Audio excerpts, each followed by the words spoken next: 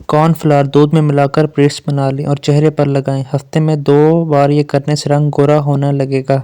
دھوپ سے جلتی ہوئی جلد بھی ٹھیک ہو جائے گی۔ اکثر لوگوں کو سفر کے دوران چکر اور متلی کی شکایت ہوتی ہے۔ اس سے بچنے کے لیے سفر شروع کرنے سے پہلے سونڈ کا سفوف 2 یا 3 چٹکی لے کر پھونک لیں۔ اس سے شکایت میں یہ بہت مفید ہوتا ہے۔ صابن کی ٹکیوں کے ریپ نہ پھینکیں، انہیں اپنے جوتوں کے ریک میں رکھ لیں۔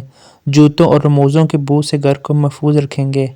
سنہرے دھات کے اینک کے فریم پر قدرتی رنگ کا یا بے رنگ کہیں نیل پالش لگائیں۔ اس طرح کبھی بھی یہ عمل کرنے سے اینک کا سنہری فریم عصر تک اپنا سنہری رنگ محفوظ رکھے گا۔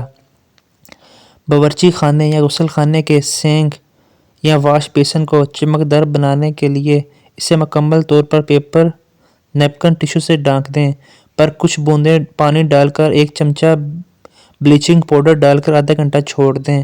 اس کے بعد انہیں ٹیشو پیپر سے واش بیسن کو رگڑیں۔ بیسن یا سنک چمک اٹھے گا۔ سردیوں میں اکثر ہونٹ پھٹ جاتے ہیں۔ تازہ کچا دودھ ہونٹوں پر روزانہ لگانے سے آرام آ جاتا ہے۔ سردیوں میں پاؤں کی ایڑیاں پھٹ جائیں تو گلیسرین میں دیسی صابن کے ٹکڑے ڈال کر پھٹی ہوئی جلد میں بھر دیں۔ سوتی جرابیں پہن کر رات کو سو جائیں۔ اگلے روز پاؤں دھو لیں۔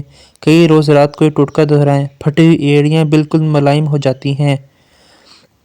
قہوہ میں لیموں نچوڑ کر پینے سے تھکاوٹ دور ہو جاتی ہے۔ آنکھوں کی حفاظت بعض اوقات رات کو دیر تک گرمیوں میں دیر تک سونے یا کسی بھی وجہ سے آنکھوں کے نیچے سوجن سی ہونے لگتی ہے۔